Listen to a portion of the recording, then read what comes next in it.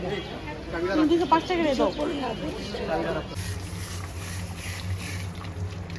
সুন্দর কালার আসছে। রাইট।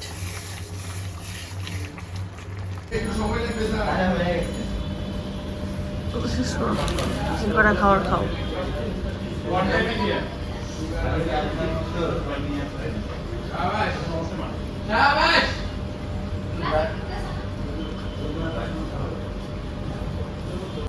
হ্যাঁ, আমরা ঘুম থেকে উঠে আরিয়ানের কোচিং আসছি। আরিয়ান, আরে এখন আমরা যাবো। আরিয়ান খাবে কি খাবো? আরিয়ান চিকেন পোলাও। হ্যাঁ হ্যাঁ হ্যাঁ কি? হ্যাঁ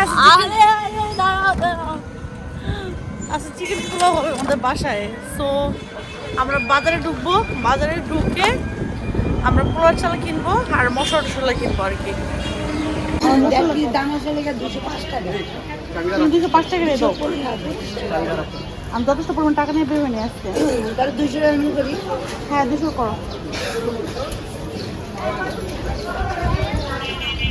আমার মশলা কিনতে হবে, বুঝছো?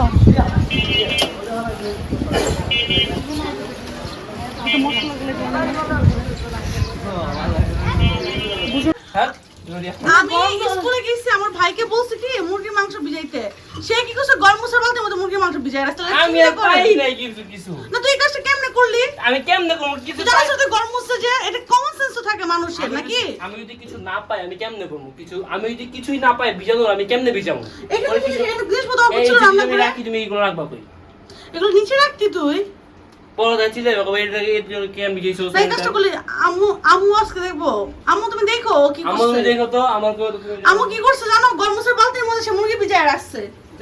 আমি স্কুলে গেছি, বলছি যে আমি গরম এই যে মুরগিটা ভিজায় রাখছি, গরম মশলার বালতিতে মুরগিটা ভিজায় রাখছে। এরকম ঠিক? এটা ঠিক এনে পানিটা কি করবি? এখানে ফেলতেছে কেন? বাথরুমে ফেল।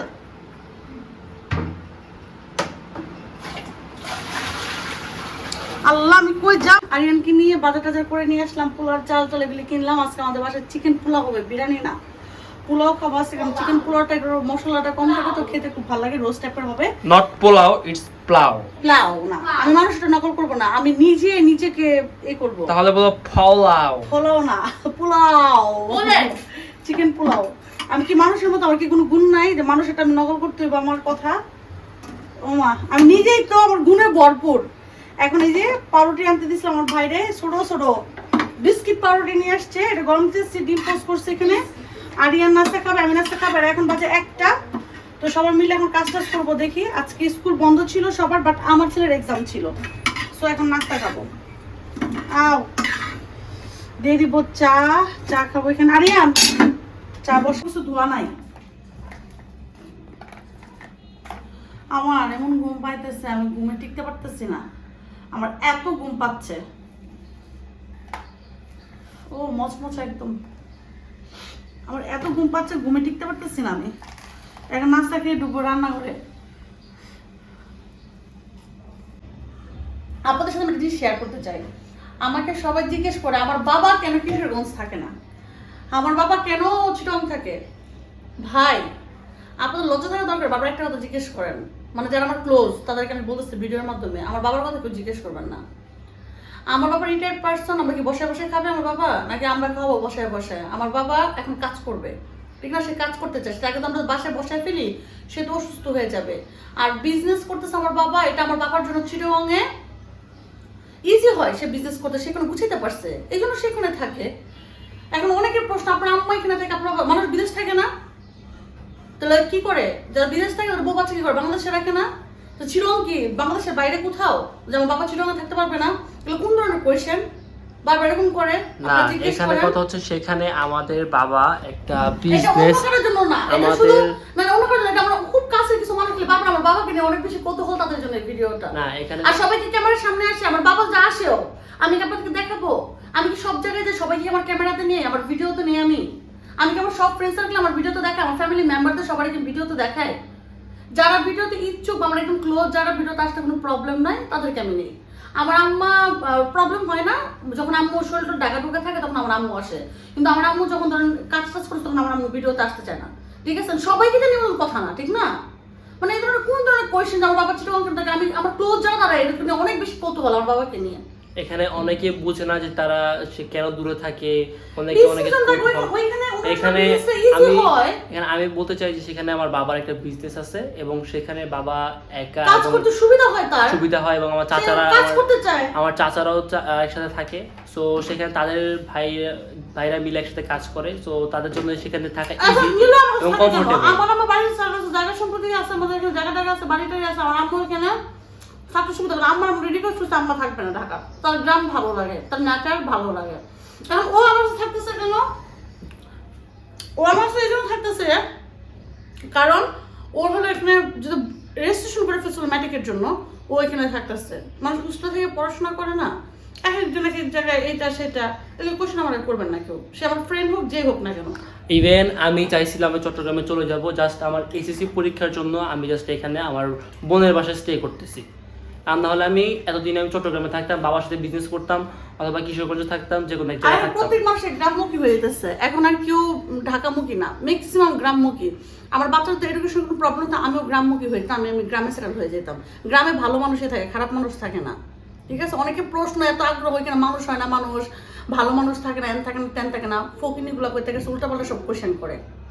এটা আমার ক্লোজ মানুষের জন্য, এটা যারা আচ্ছা আমার বাসায় এক একজনের অবস্থা জাস্ট আমি দেখাই, দেখেন আমি যদি বলি আমাকে একটু হেল্প করতে, কেউ একটা হেল্প করে না, ঠিক আছে? অথচ দেখেন নিজে শেভ করছে যে ব্রেজারটা এত মনোযোগ দিয়ে ব্রাশ দিয়ে একদম সুন্দর করে সে ক্লিন করতেছে, দেখেন। অথচ আমি বলছি কি আমাকে একটা পেঁয়াজ কুটে দে, মানে ছিলে দে, আর আলুটা ছিলে দে, বলে কি আলুটা আমি ছিলে দেবো, পেঁয়াজটা তুমি কুইটো। মানে এক একজন, আর আপনার রাকিব ভাই তোমাকে জ্বালায় শেষ করে ফেলা একদম। পেঁয়াজ কাটলে চোখ দিয়ে পানি পড়ে না? তা আমার চোখ দিয়ে পানি পড়ে না, আমি যে রান্না করে খাওয়াই তোমাদেরকে, নাকি তুমি তো অভ্যস্ত? আমরা অভ্যস্ত দেখে কি হইছে? যাই হোক, মুরগি টুরগি সবকিছু ক্লিন টিন করতেছি ভাই, মুরগির মধ্যে এরকম পশম থাকে। এই যে আমরা এত সুন্দর করে মুরগি ক্লিন করি, ঠিক আছে, আদৌ কি হোটেলে ক্লিন করে মুরগি এভাবে, নাকি আমরা পশম সব মুরগিটা খেয়ে মনে টেনে ঢেলে দেয় সোজা, হ্যাঁ সোজা ঢেলে দেয়, মানে এত কষ্ট করে এত সুন্দর করে পরিষ্কার করে তারপর এটাই করতেছে ফুল ওয়ান পিস। হ্যাঁ, আজকে কি রান্না বান্না শুরু করলাম, এখানে চাল ওয়াশ করে রাখছি। এই যে মামা কি করো? আলু ছিল সারাদিন আলো ছিল কেন? লাগবে না এটা,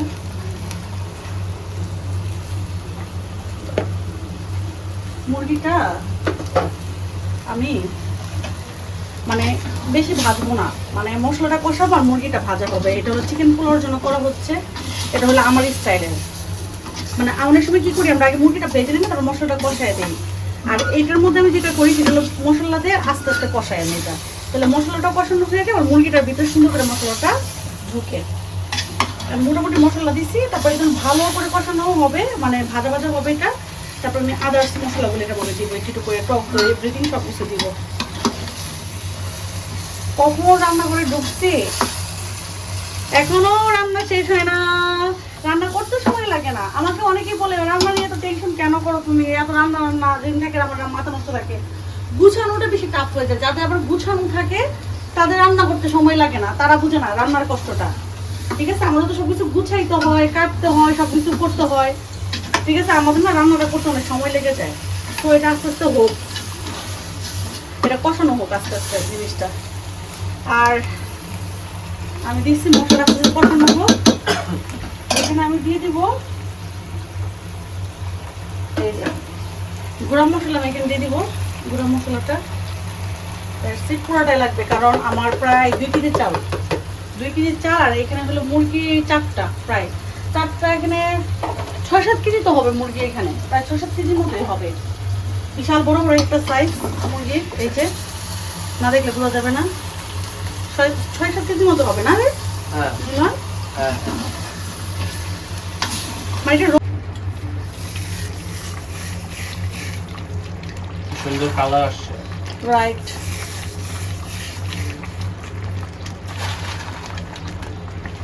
আমার মোটামুটি হয়ে গেছে এটা। আমাদের সবার ফেভারিট পেঁয়াজ ভাজা এটা দেয়া হচ্ছে। তারপর রেখে দিব, এটা রাইসের মধ্যে দিব, জাস্ট মন চাচ্ছে শুধু খেতে, কিন্তু পাচ্ছি না। তেল আমার এখানে মোটামুটি হয়ে গেছে, আর একটু হবে। আমি দুধ সবকিছু দিচ্ছি এখানে, কিশমিশ, কাজু বাদাম এভরিথিং অফ ক্যামেরা সব কিছু দিয়েছি, কারণ এটা সম্ভব না ক্যামেরা নিয়ে আসে করা, কারণ যেহেতু এটা আমার রান্নার কোনো রেসিপি না, সো আমি পুরোটা দেখাচ্ছি না, আমি জাস্ট এমনি শেয়ার করতেছি। ফার্মের মধ্যে একটা প্রবলেম কি, এটা ভালো করে সিদ্ধ করতে হবে, না হলে কিন্তু মশলাটা ঢুকবে না। সো এখানে হোক, আমি একটু দিয়ে দিব, এখন আলুটা দিয়ে দিব, আলুটা হওয়ার পর মুড়ি ডালি সরাই ফেলবো, আর এটা যে ঝোলটা আছে রাইসের সাথে মিক্স করে তারপর আমি ভাপে দিয়ে দিব। আমি এখানে আলুটা আগে ভেজে রাখছি, সো আলুটা এই জন্যই দিব, অনেকে এমনি ইয়ে করে দেয়, কিন্তু আমি আলুটা এখানে দিব কারণ তাতে এটার যে ফ্লেভারটা আছে এখানে আসে, এই জন্য।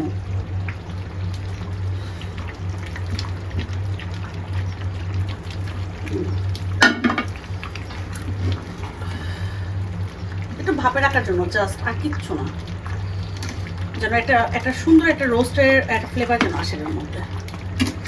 আর পুরোটা আমার ঘরোয়া একটা মশলা আমি করছি, মানে রান্নাটা পুরো ঘরোয়া মশলা দিয়ে করছি। এটা আমার ক্যামেরা ধরবি তুই, মোবাইলের মাঝখান না, হাত ব্যথা করবে। যেহেতু অনেক পোলাও এখানে, সো আমি একটু আলাদা করে নিচ্ছি পোলাওটা, কারণ আমাদের মেয়েদের তো হাতের প্রবলেম, কেউ এই রিক্সটা নেবে না, অনেক পোলাও একসঙ্গে নাড়বেন না এটা, ঠিক আছে? অর্ধেক পোলাও কি করবেন, আপনারা যদি মিক্স করতে চান তাহলে আলাদা করে নেবেন পোলাওটা, আর আমি পোলাও করে তারপর আমি মিক্সড করি, তাহলে আমার কাছে মনে কি ঝরঝরা হয় খাবারটা। তো আমি অর্ধেক আলাদা করে তারপর আমি হলো মাংসটা মিক্স করে তারপর বাকি অর্ধেক দিব, তাহলে আমার জন্য না ইজি হবে, টাইম লাগুক সমস্যা নাই, বাট একটু কিন্তু যেন আমাদের কোনো ক্ষতি না হয়, কারণ আমরা এত কাজ করি, একটা সময় দেখা যায় কি আমাদের হাড্ডি ক্ষয় হয়ে যায়, যেরকম আমাদের মাদের হাড্ডি ক্ষয় বুড়া বয়সে, এরকম যেন না হয়, মানে রিল্যাক্স করে সুন্দর করে কাজ করবেন। তো আমি পোলাওটা আলাদা করে নিব, তারপরে মুরগিটা এখানে দিয়ে দিব, মুরগি অর্ধেক দিব, মানে মুরগির মাংসটা আলাদা করে উঠাই নিব, নিয়ে আমি শুধু জাস্ট ঝোলটা মিক্স করবো এখানে। সো আমি এখানে অর্ধেক, এটা নাড়তে ইজি হবে, আমি এতটুকুই রাখবো। এটার মধ্যে পোলাওটা একদম ঝরঝরা হয়েছে, এই যে এটা লাগিয়ে গেছে নিচে, ওরকম ব্যাপার না, একটু হয় এরকম একদম ঝরঝরা একটা পোলাও হয়েছে, কারণ পোলাও বিরিয়ানি খাইলে যে ঝরঝরা না হয় ভালো লাগে না। কিন্তু দেখি আমার রান্না, আমি এখানে এক ভাগ করছি, এখানে অফ সেট ওয়াশ করতে হবে, এটা একটু উপর আর কয়েকটা লাগবে। আমি এখানে একটা ভাগ দিছি, ঠিক আছে? আমি যদি চিকেন পোলাও করতেছি, আমি মানে একটা রাখছি, এখন আমি কি করবো, এর উপরে আর একটা লেয়ার দিয়ে দিব, এই যে এই লেয়ারটা এখানে দিয়ে দিব আমি, এভাবে হাফ হাফ কাজ করলে সহজ হয়। হ্যাঁ, এবার হাফ করলে কি আমাদের হাতের প্রবলেম হয় না, মানে আমাদের মেয়েদের কিন্তু হাতে বিশাল বড় একটা সমস্যা হয়, কারণ কি আমরা রান্না বান্না করি, তো আমাদের ডান হাতটার মধ্যে প্রচুর পরিমাণ একটা প্রেশার যায় মেয়েদের। আপনারা কি করবেন, যখন বড় পাতিলে রান্না করবেন এরকম করে করবেন, তাহলে ইজি হবে জিনিসটা। আমি এটাকে যে এটা দিই, আমি অর্ধেক মিক্সের মধ্যে করছি আর অর্ধেক মিক্সরের মধ্যে করছি, তাহলে আমার জন্য কি হয়েছে, একটু ইজি হয়ে গেছে একদম, তাহলে আমার আজকে আর কষ্ট হয় না নাড়তে, মানে হাতটা ব্যথা করবে না।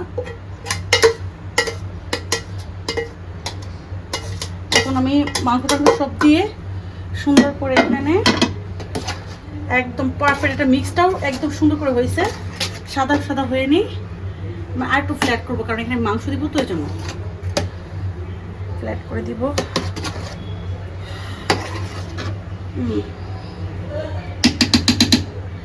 আমি এখানে বাকি মাংসটা দিয়ে দিব, যে করে রাখছিলাম, আলুটা ম্যাক্সিমাম ভিতরে দিয়ে দিচ্ছি আমি।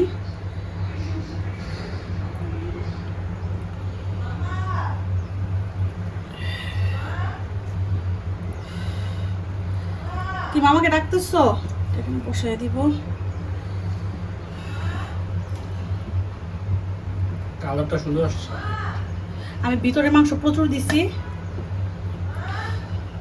আর এখানে অল্প একটু দিছি, জাস্ট যেন উপর থেকে বাচ্চাদেরকে আগে দিয়ে দিতে পারি, আর ভিতরে সবগুলো দিয়ে দিচ্ছি আর কি। এখানে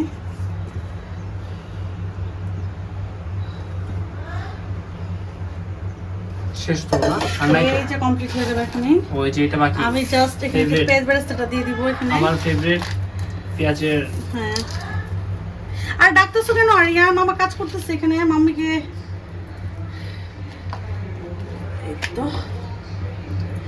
এই যে আমার ছিল আজকের মোরগ পোলাও।